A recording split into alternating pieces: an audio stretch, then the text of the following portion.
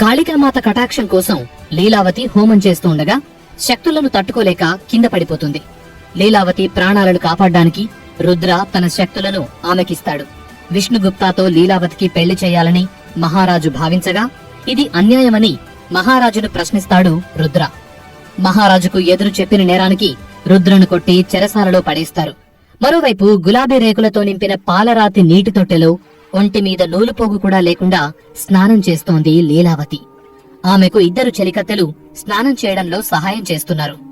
విశాలమైన వీపును పాదాలను ఆ ఇద్దరు చెలికత్తెలు రుద్దుతో మర్దన చేస్తున్నారు. కొంత సమయానికి స్నానం పూర్తి చేసుకుని తొట్టెలో నుండి బయటకొచ్చింది లీల. ఆమె ఒంటిమీద నుండి నీటి బొట్లు నేల మీదకు జారుతున్నాయి. ఒక్కసారిగా ఆమె సౌందర్యాన్ని చూసి అక్కడున్న చెలికత్తెలు ఇద్దరూ మంత్రముగ్ధులయ్యారు. ఇంతటి అందెగత్తను పెళ్లి చేసుకోబోయే వ్యక్తి ఖచ్చితంగా అదృష్టవంతుడు అని అనుకున్నారు. ఖరీదైన చీర, ఒంటి నిండా ఆభరణాలు, నుదుటి మీద నీలం రంగు బొట్టు పెట్టుకుని లీలావతి అంతఃపురంలోని మహాసభకు బయలుదేరింది. ఇంతలో ఆమెకు రుద్ర విషయం తెలిసింది. దాంతో కంగారుగా అక్కడి నుండి బయటకు నడిచింది. చెరసాల దగ్గర ఎవరో వస్తున్నట్టు అలికిడి అవుతుంటే నేల మీద పడి ఉన్న రుద్ర అయోమయంగా చూశాడు. అక్కడికి అందమైన లీలావతి తన చెలికత్తెతో వస్తోంది. ఆమె ముఖం బాధతో నిండిపోయింది. ఆమెను చూసిన రుద్ర బలవంతంగా పైకి లేచి నిలబడ్డాడు. ఏంటి రుద్ర ఇదంతా? ఎందుకిలా చేశావు? నాన్నగారికి కోపం వచ్చేలా ఎందుకు నడుచుకున్నావు అని ప్రశ్నించింది లీలావతి. అయోమయంగా ముఖం పెట్టిన రుద్ర లీలకు దగ్గరగా వచ్చి రాజుగారితో అతనికి జరిగిన గొడవ మొత్తాన్ని వివరించాడు. అది మొత్తం విని నిట్టూర్చిన లీల, ఇలా చూడు రుద్ర, నీకేమైనా అయితే నేను తట్టుకోలేను. అలా అని మా నాన్న కూడా ఎదురు చెప్పలేను. నేను ఏదో ఒక రకంగా నాన్నగారితో మాట్లాడతాను. నువ్వు దయచేసి ఆయనకు ఎదురు చెప్పకుండా ఇక నుండి ఆయన చెప్పినట్టే నడుచుకుంటానని చెప్పు. మిగతాది నేను చూసుకుంటాను అని ధైర్యం చెప్పింది. లీల మాటలు విని రుద్రకు కొంచెం ఓదార్పు కలిగింది. తన కోసం బాధపడి ఆలోచించే వ్యక్తి కూడా ఒకరున్నారని కొంచెం ధైర్యం కలిగింది. అందుకే ఆమె చెప్పేదానికి సరే అన్నట్టు తలాడించాడు. దాంతో లీల చిన్నగా నవ్వుతూ అక్కడి నుండి వెళ్లిపోయింది. రుద్రను చెరసాలలో వేసిన సంగతి రాజ్యం మొత్తం తెలిసిపోయింది. అది విని కొంతమంది బాధపడ్డారు. కొంతమంది తగిన శాస్తి జరిగిందని అనుకున్నారు. అసలు వాడు ఆ బలిపీఠం నుండి బతికి బయటపడ్డమే పెద్ద విషయం. అలాంటిది రాజుగారికి ఎదురు చెప్తాడా?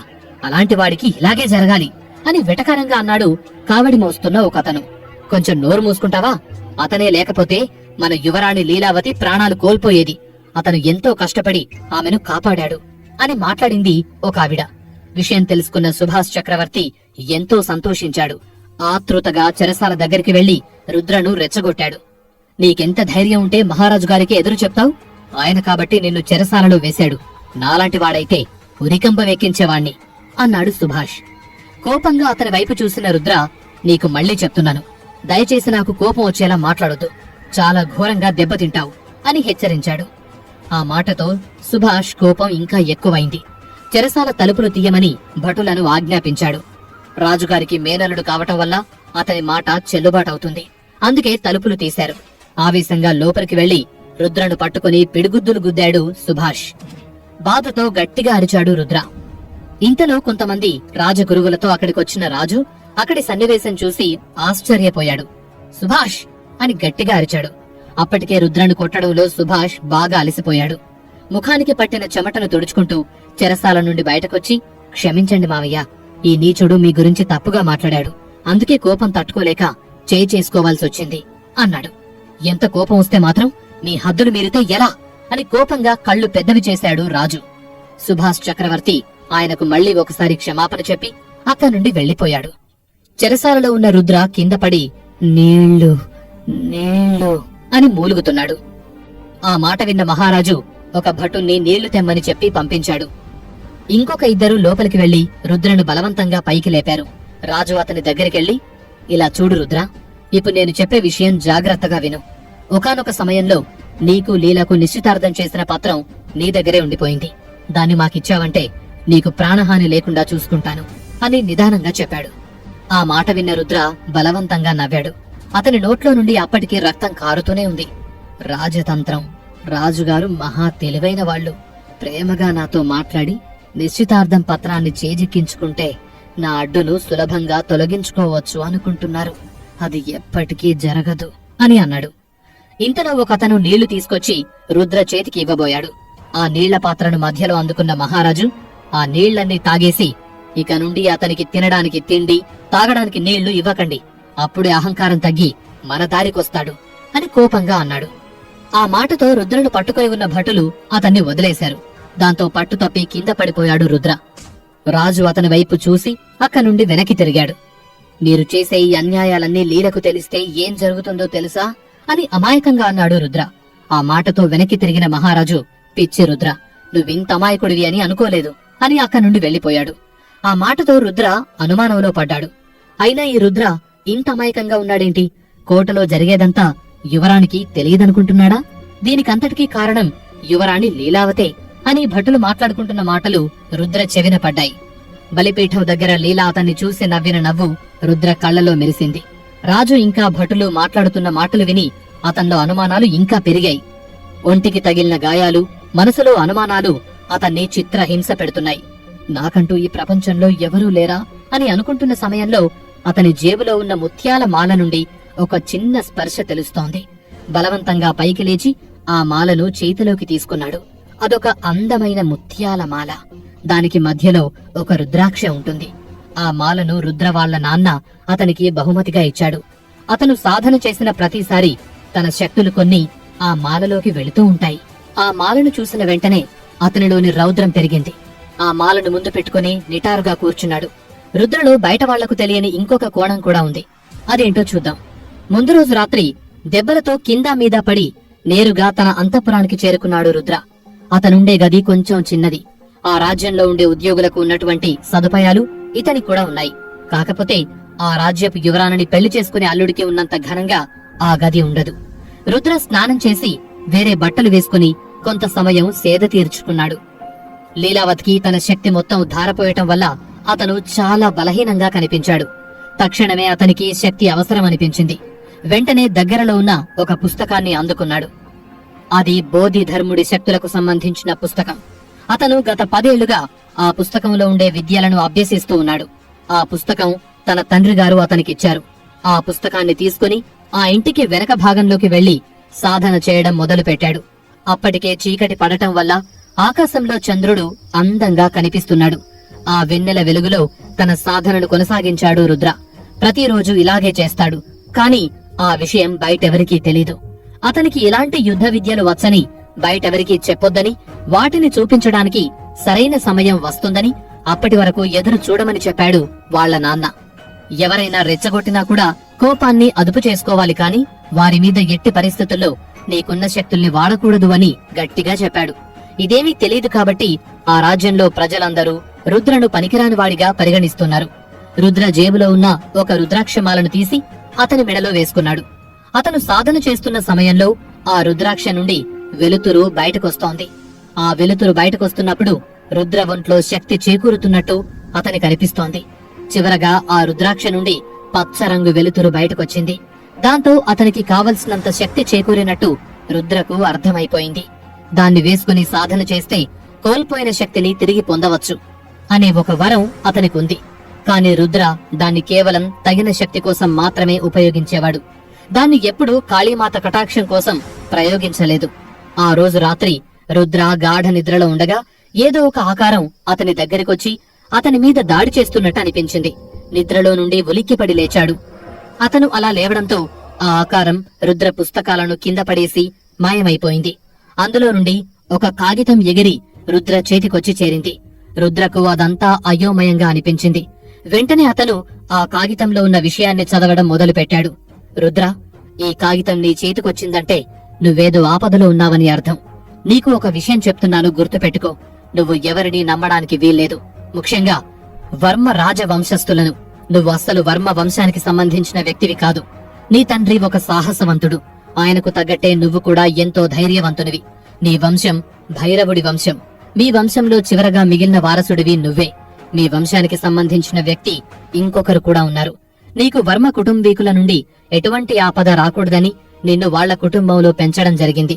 నువ్వనుకున్నట్టు వాళ్లు అంత మంచివాళ్లు కాదు. ఎక్కడో ఒకచోట భైరవుల వంశం ప్రాణాలతో ఉండాలని నిన్ను ఇక్కడ పెంచడం జరిగింది. నీ వల్లే మళ్లీ మన వంశం పునః ప్రారంభమవ్వాలి. ఈ కాగితం చదివిన రోజు నుండి నీ జీవితం మలుపు తిరుగుతుంది.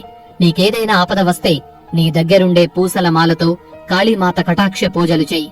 నీకు సకల విద్యలు చేకూరుతాయి. అక్కడ్నుండి నువ్వు రాజ్యానికి ఉత్తరం వైపున ప్రయాణించు. నీ జీవితానికి కొత్త అర్థం దొరుకుతుంది అని ఆ కాగితంలో రాసుంది.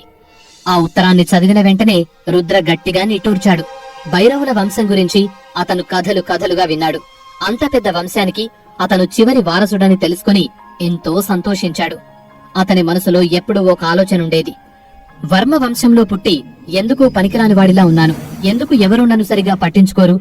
నేనొక గొప్పవాణ్ణని వీళ్లకు ఎలా నిరూపించుకోవాలి అనే ప్రశ్న అతని మనసులో ఎప్పుడూ రేగుతూ ఉండేది. అలాంటి ప్రశ్నలన్నింటికీ రుద్రకు ఇప్పుడు సమాధానం దొరికింది. రుద్రకున్న ఇంకొక ముఖ్యమైన లక్షణం ఏంటంటే అతనికి ఎన్ని దెబ్బలు తగిలినా రెండో రోజు పొద్దునకి ఆ దెబ్బలన్నీ మాయమైపోతాయి. అందుకే ఆ రోజు కోటలోకొచ్చే సమయానికి రుద్ర ఒంటి మీద ఒక్క గీత కూడా లేదు. ఇంతసేపు రుద్ర దెబ్బలు తినడానికి కారణం ఎవరెవరి మనసులో ఎంతెంత క్రూరత్వం దాగుందో తెలుసుకోవడానికి. ఇప్పుడు అతనికి అందరి మీద ఒక అవగాహన వచ్చింది. అందుకే ఒక నిర్ణయానికొచ్చాడు. చెరసాలలో ఉన్న రుద్ర తన గదిలో ఉండే ఒక ముఖ్యమైన పుస్తకాన్ని గుర్తు తెచ్చుకున్నాడు. అందులో ఉండే శక్తుల మంత్రాలన్నీ అతని బుర్రలో ఉండిపోయాయి. కళ్ళు మూసుకుని ఒక ఋషిలా కూర్చుని ధ్యానం చేయడం మొదలుపెట్టాడు. నొప్పి, ఆకలి, దాహం ఇవన్నీ అతన్ని ఇబ్బంది పెడుతున్నా కూడా వాటిని అధిగమించి సాధన చేయడం మొదలుపెట్టాడు. అతను ఆ పుస్తకంలో ఉండే మంత్రాలన్నింటినీ గుర్తు చేసుకుని ఒక్కొక్కటిగా చదవడం ప్రారంభించాడు. అతని మనసులో ఉన్న ఒకే ఒక ధ్యేయం తన కుటుంబంలో మిగిలిపోయిన చివరి వ్యక్తిని కలుసుకోవడమే. అందుకే ఆ చెరసాలలో కాళీమాత కటాక్షం కోసం ప్రయత్నం చేశాడు. మనసులో కాళీమాతను ధ్యానం చేసుకుంటూ మంత్రాలు జపించాడు. ఆకాశం, భూమి, నీరు, గాలి, మంట వీటన్నింటి మీద ఆధీనం పొందిన తర్వాత అతని ఆత్మ వేరే ఒక లోకానికి వెళ్ళింది. అక్కడ అతనికి చాలా జంతువుల ఆత్మలు కనిపించాయి. కాళీమాత కటాక్షంలో వాళ్లు ఏదైనా ఒక జంతువు ఆత్మల్ని వశం చేసుకోవచ్చు. రుద్రకు ముందుగా ఒక పెద్ద ఎలుగుబంటి ఆత్మ కనిపించింది. అది చూడడానికి చాలా భయంకరంగా ఉంది. అతను దాన్ని వశం చేసుకుందామని ప్రయత్నించాడు. కాని అతని ప్రాణానికి ఆ ఆత్మ సరిపోలేదు. వాళ్ల సామర్థ్యాన్ని బట్టి జంతువుల ఆత్మల్ని వశం చేసుకోవటం కుదురుతుంది. అతని చుట్టుపక్కల చాలా ఆత్మలు కనిపించాయి. ఎలుగుబంటి పక్కనే ఫీనిక్స్ పక్షి ఆత్మ కనిపించింది. ముందు రోజు ఫీనిక్స్ పక్షినే లీలావతి వశం చేసుకుంది. దాన్నైనా వశం చేసుకుందామని రుద్ర ప్రయత్నించాడు. కాని అది కూడా అతనికి సరిపడలేదు. అతని చుట్టుపక్కల పులి, సింహం, గద్ద ఇలాంటివి చాలా ఆత్మలు వచ్చి చేరాయి. ఆ ఆత్మలేవి అతనికి వశం చేసుకోవడానికి కుదరలేదు. దాంతో రుద్ర అయోమయంలో పడ్డాడు. అతను ఏ ఒక్క జంతువు ఆత్మను వశం చేసుకోలేకపోవడంతో భయపడిపోయాడు. ఒకవేళ కాళీమాత అతన్ని కరుణించలేదేమో అని కంగారు పడ్డాడు. గట్టిగా జై కాళీమాత అని మనసులో తలచుకున్నాడు.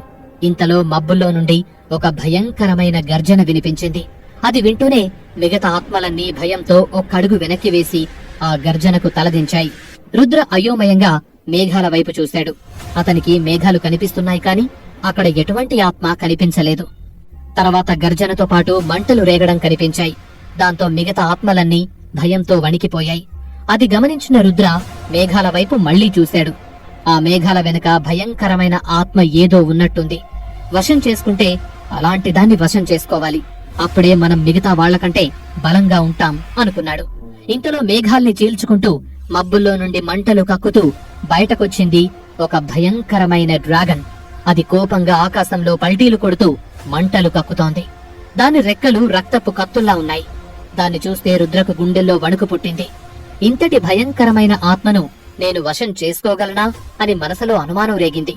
ఆ డ్రాగన్ ఆవేశంగా కనిపిస్తోంది. దాన్ని వశం చేసుకునే మాట పక్కన పెడితే ఎక్కడ ప్రాణాలు తీస్తుందో అని రుద్రకు భయం వేసింది. కాని అతను ఆ డ్రాగన్ వైపే తదేకంగా చూశాడు. ఆ డ్రాగన్ కూడా రుద్ర కళ్ళలోకి చూసింది. వాళ్ళిద్దరి చూపులు కలిశాయి కాని అది స్నేహపూర్వకంగా లేదు, శత్రుత్వంలా కనిపిస్తోంది. ఆ చూపు చూసి రుద్రకు భయమేసింది. అక్కడి నుండి వెంటనే పారిపోదామని నిర్ణయం తీసుకున్నాడు. రుద్ర డ్రాగన్ ని వశం చేసుకోగలడా లేదా డ్రాగన్ కి బలవుతాడా? రుద్ర కాళీమాత కటాక్షం పొందుతాడా లేదా